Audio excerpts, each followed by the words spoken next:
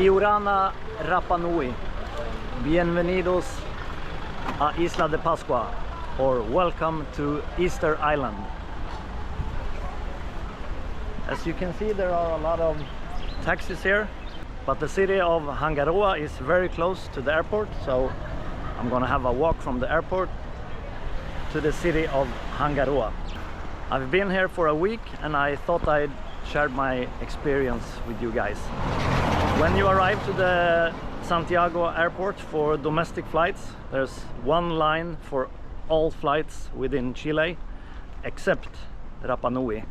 They have a separate line just for flights going to Rapa Nui because they have different rules going here than all the other airports. So I thought I was about to miss my flight because the domestic flight line was so long, but someone asked me, are you going to Rapa Nui? And I said yes, and he said let's go this way. And when I saw the sign of a moai and it said Rapa Nui departures and an arrow, I got chills all through my body. It was such an amazing experience, realizing that you are finally going. But it wasn't very straightforward. It's a little bit of a hassle going here. You cannot bring a lot of stuff and you need to fill out forms. You need to have proof of where you're staying. You have to show them your return ticket because you're only allowed to stay here for a maximum of 30 days, I think it is. So to not have people coming here and not returning, you need to show proof of accommodation, and it has to be an approved accommodation. You cannot just say I'm staying with a friend. By the way, if you're going to my hostel, which is called Vaihere, you take the first right from the airport. If you're going to the main street of Hangaroa, you take the second right, which is right over here. So I walked from the airport to my hostel with a suitcase and my backpack. It was like 900 meters, so you really don't need to take a taxi. And as I said, there are a lot of regulations about going here, and I made my research and I thought I had everything I needed, and I did. I was cleared through customs, so I showed them my accommodation and I filled out the form with my passport number, and yeah, there's a bunch of stuff you have to fill out in that form, and also a bunch of stuff that you cannot bring here. So I left everything in my other hostel in Santiago de Chile, where the flights are from. At least that's what I thought. I thought you couldn't bring food, which it later turned out you apparently can, but it said you cannot bring food, animal products, plant products, seeds, honey. And I brought some Swedish fika, or Swedish sweets. So I left them all in Santiago, along with some dirty laundry and stuff I didn't need, because I know I'm coming back to my hostel anyway, so I might as well leave it there and don't bring a bunch of crap that I don't need here. But I smoke cigars and my torch lighters use a lot of gas. So in my plastic bag where I keep my sunscreen, I have it in a plastic bag in case it starts leaking. I had my lighter fluid, and it was an automatic check-in at the airport, so no one asked me about it, and even if they did, I probably said no because I didn't remember putting it there. So everything was fine. I was at the airport like 3 hours early, and when they said boarding is starting, I went to the bathroom because I was boarding last, so I had plenty of time and wanted to go and have a quick leak before getting on the airplane. I always like doing that. And when I got back from the toilet, I heard them calling out my name over the entire airport, and I was like, crap, what's going on now? Here's the main street. So I've been filming non-stop from the airport, which shows you that it's really, really close. Anyway, I went to the gate and said, "It's me you're calling for." And they asked me, "Have you put anything illegal or not allowed items in your luggage?" And I said, "No, I don't think so." They were asking about like aerosols and stuff like that, you know, pressurized containers, and I was like, the only thing I have is a torch lighter. And they said, well, that's allowed. So but the customs have reacted to a strange item in your bag, so you have to come with us and go to the customs and open your bag for them. And I almost panicked because they were boarding the flight, but I just said to myself, okay, just stay calm. And I asked her, am I going to miss my flight? And she said, no, you most certainly won't. We just have to solve this issue with your luggage. So put this orange vest on and follow me. And you know, when you board an airplane, on the middle of like the tunnel going into the plane, there's always a door and a stair down to the airfield. That's where we went out, and a car came there and picked us up. We went through the entire airport of, it's a large airport, Santiago de Chile, and we went to like a secret little room with warning signs because of radiation from the scanner checking all the luggage. And we had to knock the door, and he was like, who are you guys? And I had to show him my passport, and he was like, open this suitcase. And yeah, it was my lighter gas or lighter fluid. But it actually wasn't an issue. They scan every single bag going to Easter Island.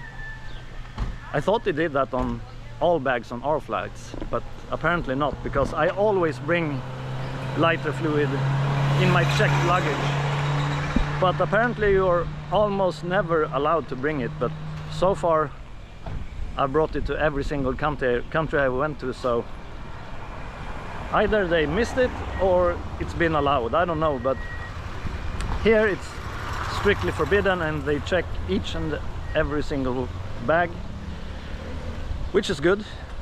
So I picked it up, or picked it out, and I apologized and said I left all my food and stuff like that in Santiago. And he was like, food? You can bring as much food as you want to Easter Island. So the rules are confusing, to say the least. You're not allowed to bring animal products or plant products, but food is always plant or animal based. So I don't know, I can't give you any straight answer on that. And about the seeds, I thought it was because they have like a very special fauna here, but they don't, because this island was completely empty. There were no plants, no trees, nothing, because they used up all the resources. And then they had sheep here, and the sheep eat everything. They eat the grass, they eat the roots of trees, so everything here died. So all plants on Easter Island at the moment have been brought here. They don't have any Rapa Nui specific plants or trees or nothing. Everything is imported. So, but I guess they've found a good balance now and don't want people bringing other plants here. There were actually more rules going from Europe to Chile than from Chile to Rapa Nui. So as I said, I can't give you any good advice on what to bring and what not to bring, but don't bring any aerosols. So you cannot bring, if you fix your hair, you cannot bring any hairspray.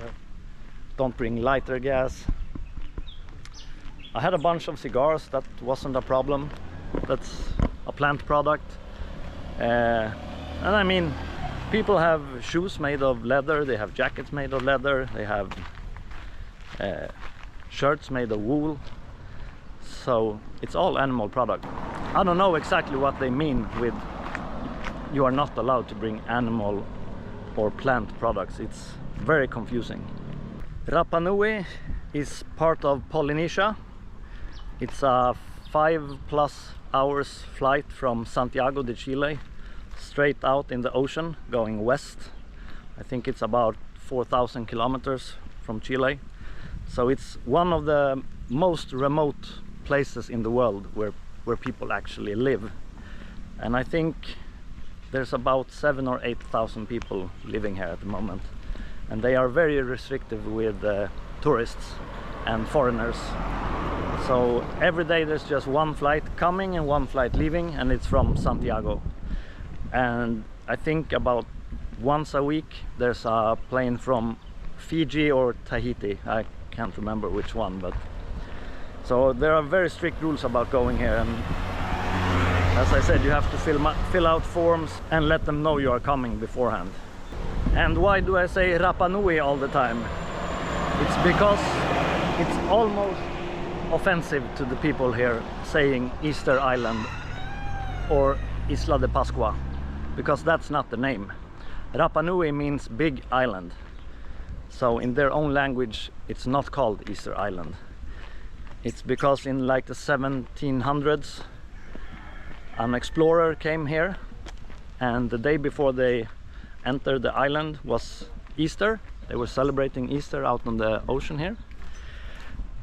And when they came here, the missionaries, they decided that this is Easter Island.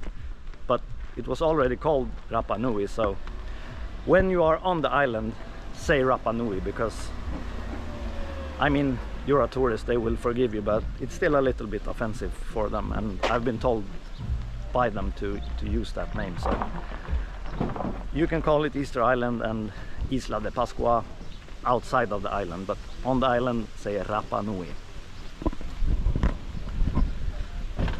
The legend is that the name Rapa Nui comes from a guy from another island, not close to this one, but one of the neighboring islands far away from here.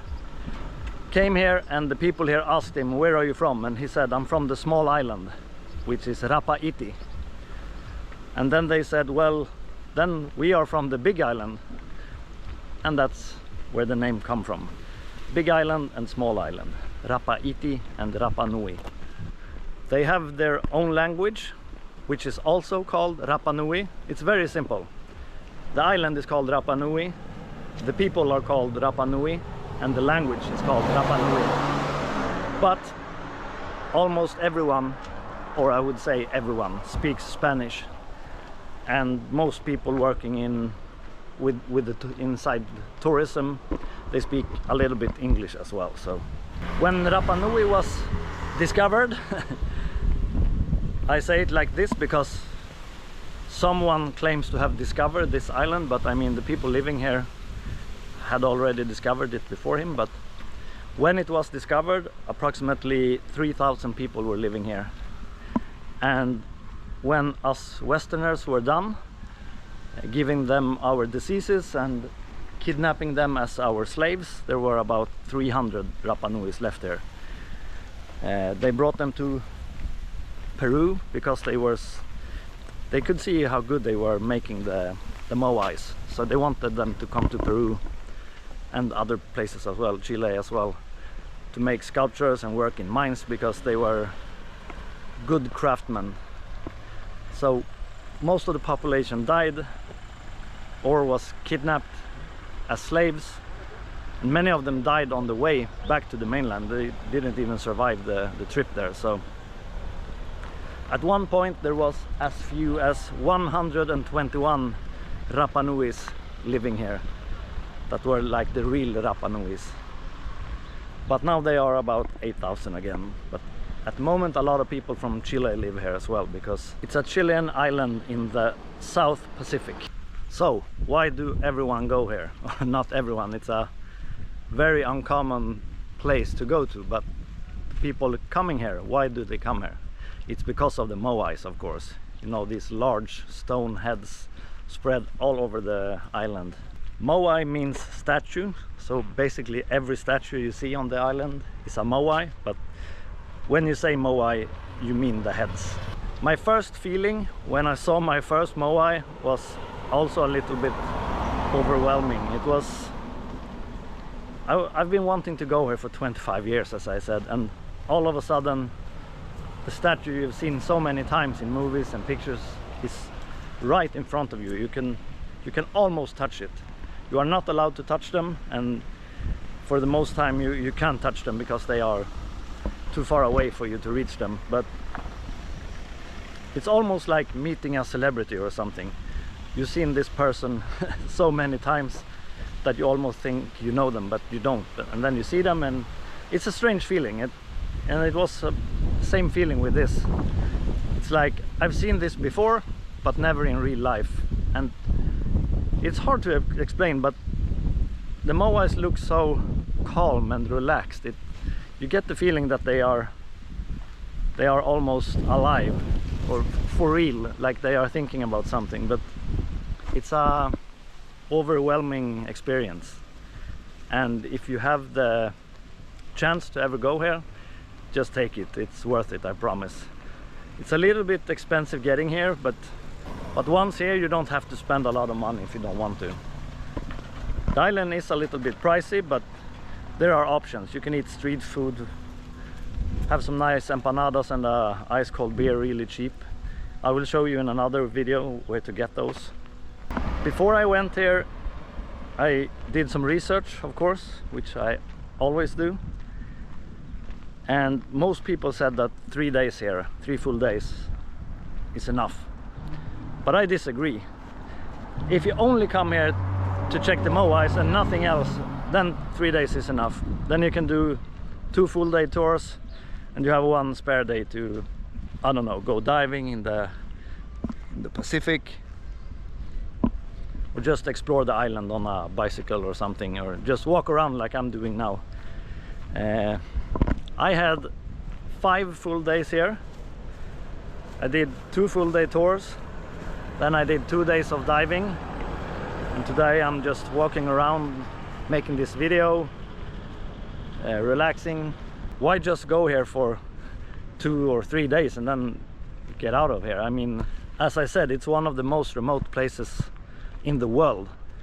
Why bother going here if you're just staying 2 or 3 days? It's ridiculous. I would say stay at least a week or a couple of days more. There's so much to see and do here, especially if you like diving, or if you're an outdoor person. Rent a mountain bike and go a full lap around the island. It's about 50 kilometers. You can rent a motorcycle or a car. It's about $50 for 1 day. Motorcycles are a little bit more expensive because people tend to crash them and they break, so cars are actually cheaper because people don't break them as much. Here we have a fisherman preparing his nets. Fish is obviously a common dish here because that's the only thing they don't import. Fish, vegetables, fruits and eggs they make here, but everything else is imported. Here we have the fisherman. Iorana.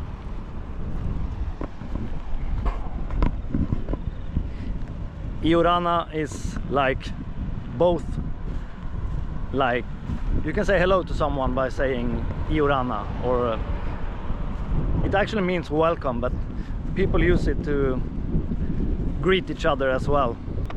Something that's very common here is tuna. It's not very expensive, and every day they bring up huge tunas.